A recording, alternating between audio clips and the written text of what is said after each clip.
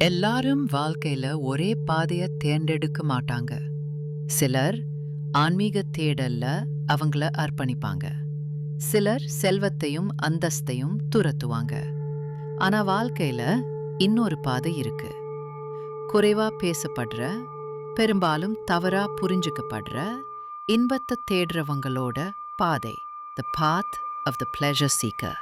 இது பொறுப்பற்ற இன்பத்தை பத்தி இல்ல, நோக்கத்தை பத்தினது. இந்த பாதையில பயணிக்கிறவங்க அவங்களோட கடமையையும் ஞானத்தையும் இக்னோர் பண்ண மாட்டாங்க.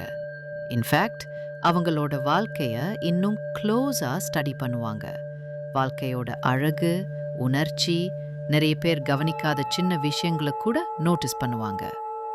இன்பத்தை தேடுறவங்க அவங்க மனதோட மட்டும் இல்லாம அவங்க சென்ஸோடவும் சேர்ந்து வாழ்றாங்க. அவங்க எப்பயுமே ஆர்ட், மியூசிக், ஃப்ராக்ரன்ஸால சூழப்பட்டிருப்பாங்க. அவங்க கான்வர்சேஷன், கம்பெனி, எலகன்ஸுக்கு முக்கியத்துவம் தருவாங்க.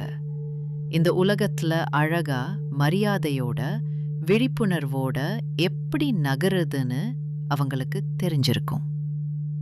ஆனா அது எப்பயுமே ரொம்ப ஈஸி இல்லை.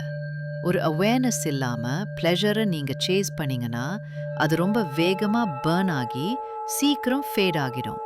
ஆனா அக்கறையோட, ஒரு டைமிங்கோட, உங்க மனசோட நீங்க வளர்க்கும் போது அதுவே உங்க விஸ்டமா மாறுது.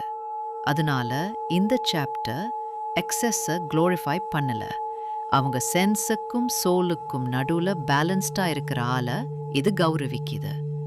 வாழ்க்கைய சும்மா வாழாம அதை அனுபவிக்கிறவங்கள. ஏன்னா கடைசியில இன்பத்தை தேடுறது ஒரு வீக்னஸ் இல்லை, அது வாழ்க்கையோட ரிச்சஸ்ட் லேயர்ஸ் மேல இருக்கிற டிவோஷன்.